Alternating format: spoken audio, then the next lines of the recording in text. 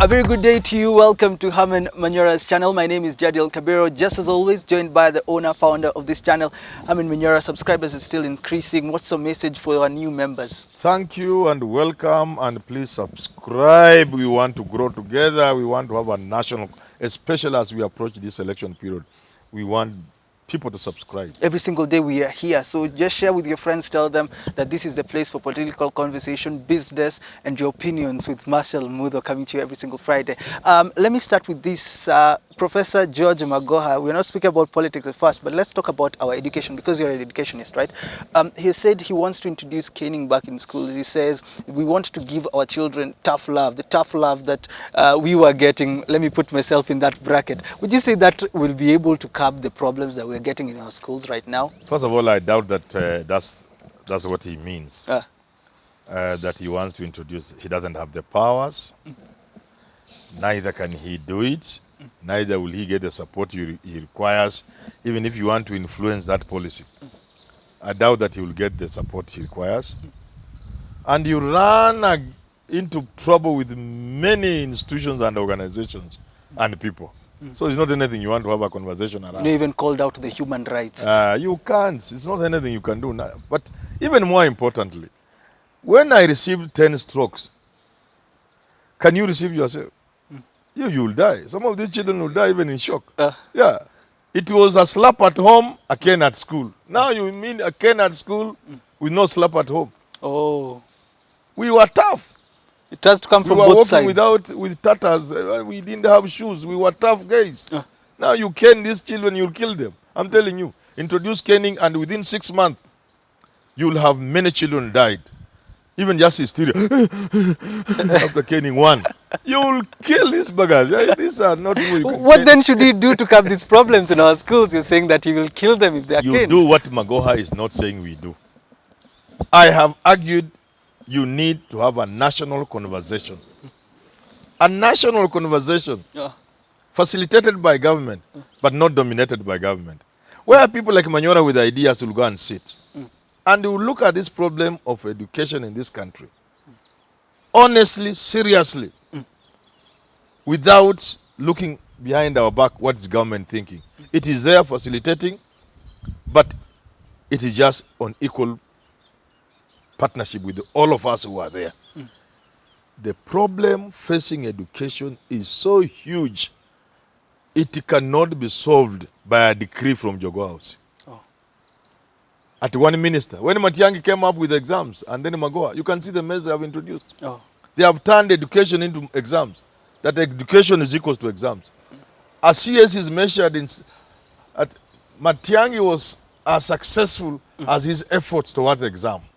But Magoha is as, when he was at NEC and now as minister, we know him to be a successful professor and individual because of his efforts on exams. That's where he got it wrong. Exams are supposed to be a minor part of education, insignificant. They shouldn't even feature anywhere. In fact, we can, like America did, although people like Trump came and said it was not good. Some people have even localized them. Let people in Kakamega do their own exams.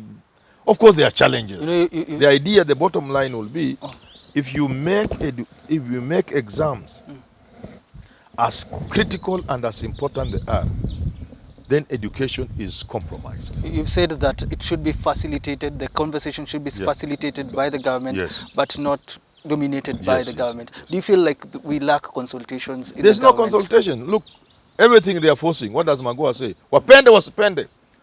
CBC will work. Wapende wasipende, and it's not working. Yesterday I made somebody complain, the other day, it was last week. He's looking for balloons at night.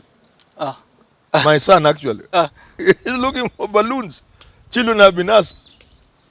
A child just comes home and is on a Thursday or a Wednesday. You are told we need 3 balloons. You have just arrived at home. You must go and look which shop is open to buy balloons. You see what I'm talking about?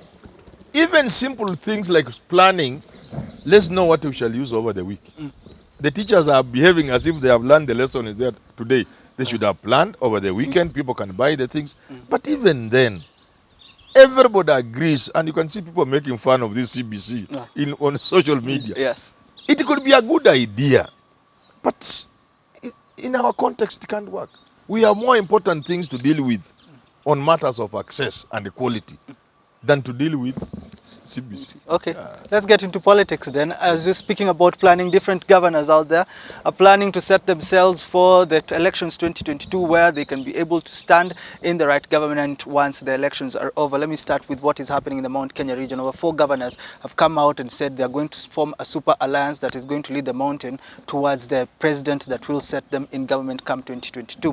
Why do you think most of these governors are coming up with parties now for the elections? And we're tired of seeing different parties every single day. We saw Kabiro even coming up with a bus party. Aren't we tired of all this? I said this, and allow me to repeat. Kill Jubilee so that Ruto doesn't have that party to use for his 2022. Kill it deliberately. The owners must kill it. They have successfully done it. Now, what do you do with the carcass? Very little. Do you leave ground for UDA to dominate the mountain? Because if Jubilee is dead, because you don't want the Ruto to use it, you have created a vacuum. And we are told something about nature and vacuums. Yeah. You know what I mean? Yes. So UDA will fill that vacuum. So what do you do to avoid UDA filling that vacuum? You have those little formations.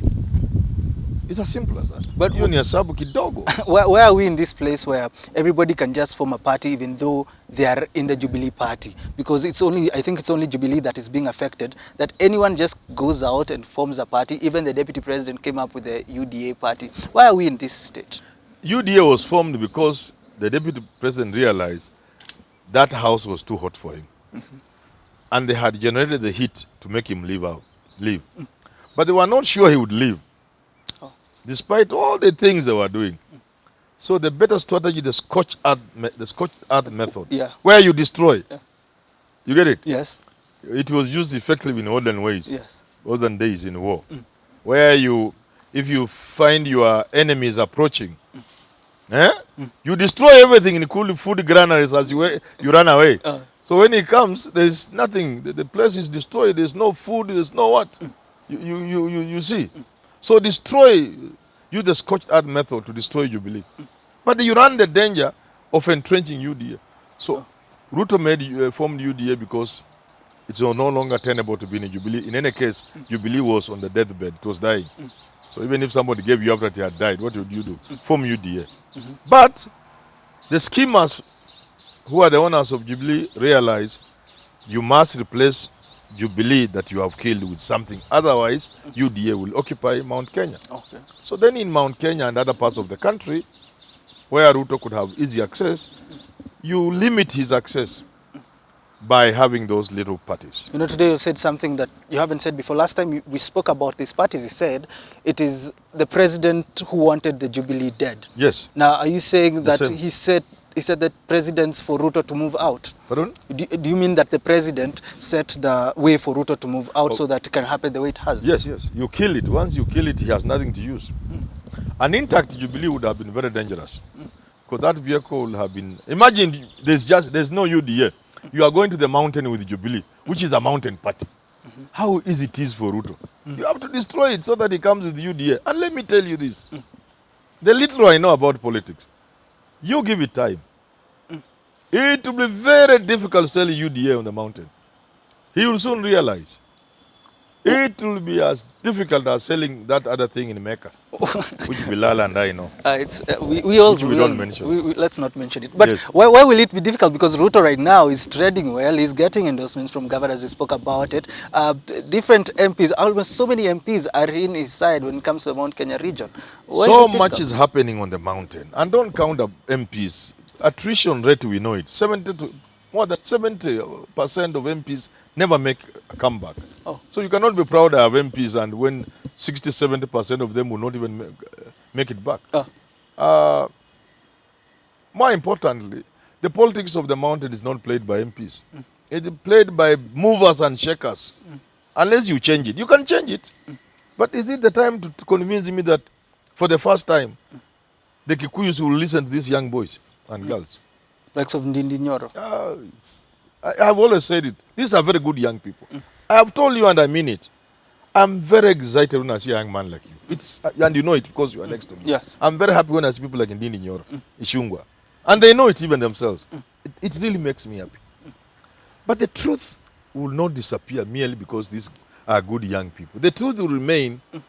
Communities that are as political as this Mount Kenya community, communities that know the sweetness of power, like Mount Kenya community, are unlikely to allow their destiny to be decided by such a small people.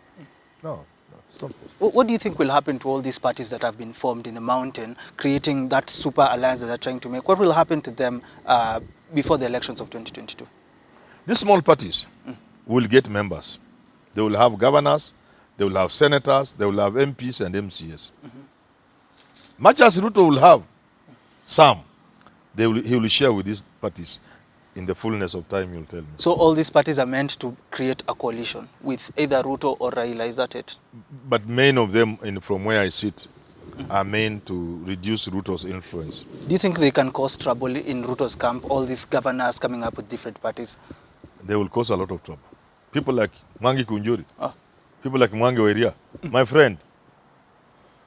In the fullness of time again? Oh, yeah. Somebody like Mwangi Kunjuri. Even during Kibaki time, when Jubilee was hot, they were able to get even a governor, Nyeri. Yeah. Please, they will, Mwangi Weria, with his Usawa party. Yes. Mwangi Kiunjuri, with his, what do you call it? TSP. TSP. Yes. They will cause so much trouble. And of course, you can't say anything about them bus. Them bus is automatic. Them bus is automatic. Automatic in Meru? Yeah, you'll see how much trouble they will cause. A lot of trouble. Is there and the Ruto is playing into their hands. When you go to Meru and insult and talk badly, bad of Kiraitu Murungi, Mudomi Njuki, you are courting disaster. Is there anything Ruto can do? Because it seems like the other side is lighting fires everywhere in the mountains, so that once they come up, Ruto will have nowhere to go. Is there something he can do Ruto now? is realizing what I said a long time ago. Yeah. This is Kenya. You must play Kenyan politics, the Kenyan way. You will need people like Kiraitu Murungi on your side to contain the mountain. They are important. Direct injection, that you go to the people direct by bypassing the Kiraitu Murungis, the Mwangi Wairias, the Mwangi Kiunjuris. You will find how difficult it will be. Okay, let's wind the conversation there, because there's so much we need to see. In the Raila Odinga hasn't yet announced his presidential bid at Kasarani, so let's wait and see how everything will go. And in the fullness of time, obviously, we'll continue with these conversations. Until we talk again, have yourself a lovely rest of your day.